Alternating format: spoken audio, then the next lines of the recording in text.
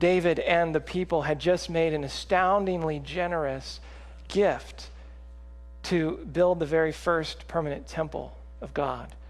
And then David prays. He says this, "Praise be to you, O Lord, for everything in heaven and earth is yours. Wealth and honor come from you. You are the ruler of all things. But who am I? And who are my people that we should be able to give as generously as this? Everything comes from you, and we have given you only what comes from your hand. As for all this abundance that we have provided for building you a temple for your holy name, it comes from your hand, and all of it belongs to you." Again, David understood very well that our giving is actually returning. Now, in a couple of weeks, I'll be talking to you in much greater detail about what we give to God and how much we should give to God. But in the meantime, a basic rule of thumb that many Christians follow is the concept of the tithe. And if you're not familiar, that's essentially giving 10% of our income to God. But to be honest with you, I sometimes wonder if our typical teaching on tithing might actually be misleading. So, for example, we just finished up with tax time. I hope you all filed your taxes. And imagine if I had reported to the IRS that last year I made $5,000. That's what I told the government. I made $5,000. Now, is that true? Well, yes. Actually, technically that is true, but it's also misleading, isn't it? I made more than that. If I say the first 10% of all my income belongs to God, is that true? Yes, technically that's true, but it's also misleading. All of it belongs to God, right? You see, God is just as interested in what you do with the remaining 90% as he is with what you did with the initial 10. It's all his. Now, at this point, perhaps some of you are kind of wanting to push back a little bit on this. Maybe you'd like to just argue with me a little bit. You might say, but you know what? I work hard to earn my money. Translation, you might not say this out loud, but you might be feeling like, well, you know what? I earned it. It's mine, not his. I understand. I understand that. And you know what? There is some truth in your sentiment. But let me talk with you a little bit about that, especially if you're starting to feel that way. You might object. You know, I got my job because I am a fully qualified, highly trained professional. I'm sure that's true.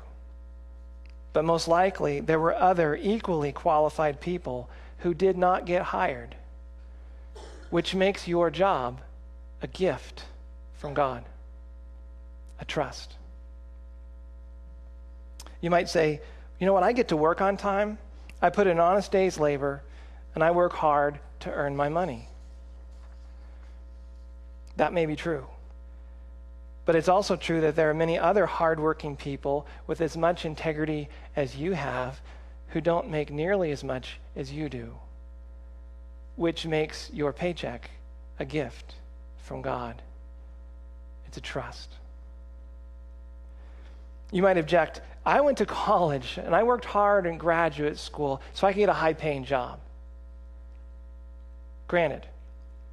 But you know, there are many others out there who might even be smarter than you or more talented than you who could not afford to go to college, which makes your education a gift from God, a trust. You might say, you know, some of my colleagues have a bad habit of calling in sick to work, even when they're not. But I never do that. In fact, I've never missed a day of work. I think that's commendable.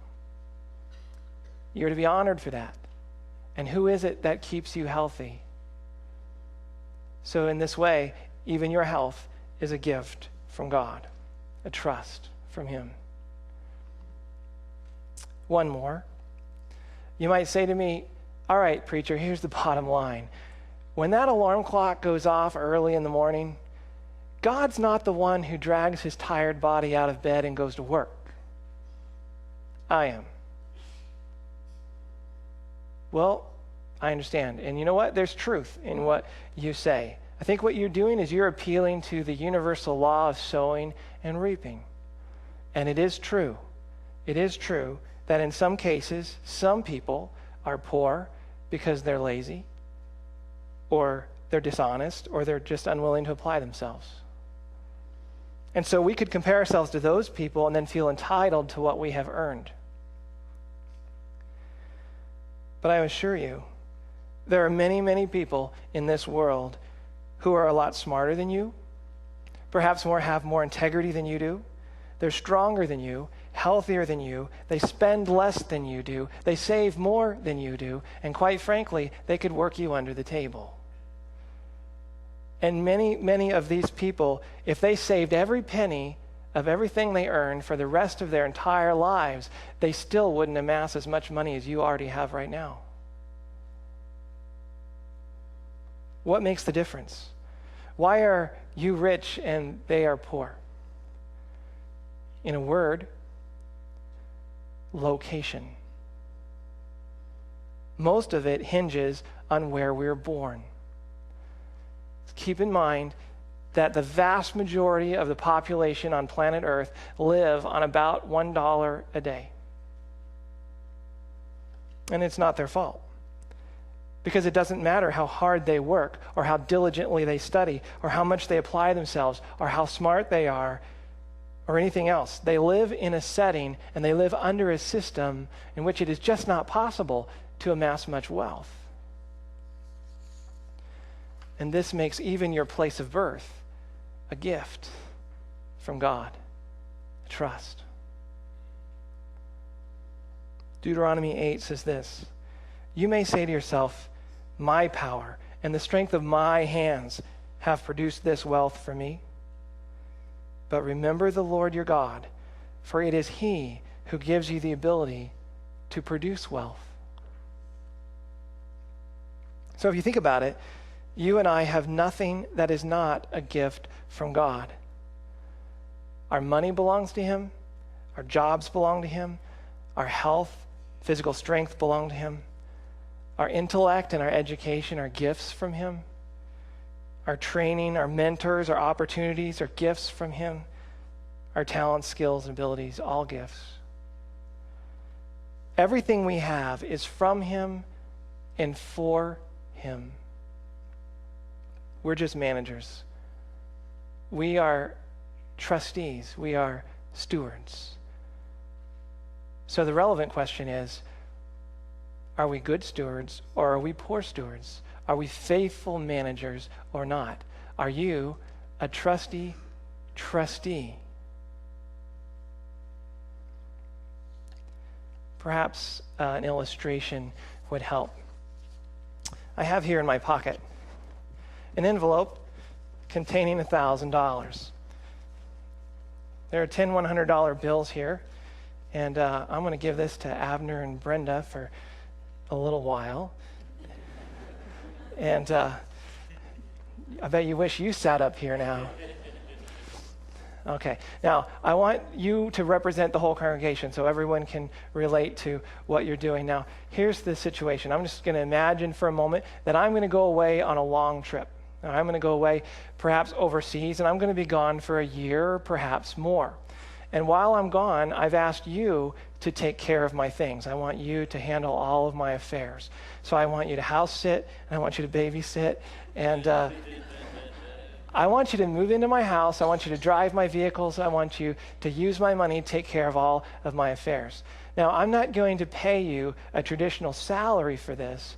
Instead, what I'm going to do is every week I'm going to send you $1,000 for the whole time that I'm gone. And I'd like you to use that money to handle all of my financial obligations. I want you to pay all my bills. I want you to buy groceries and fix meals for yourself and for my children. I want you to buy clothing and books and toys for yourself, for my children. I want you to, put gas in my vehicles, maintain my vehicles for whatever trips you guys decide to take.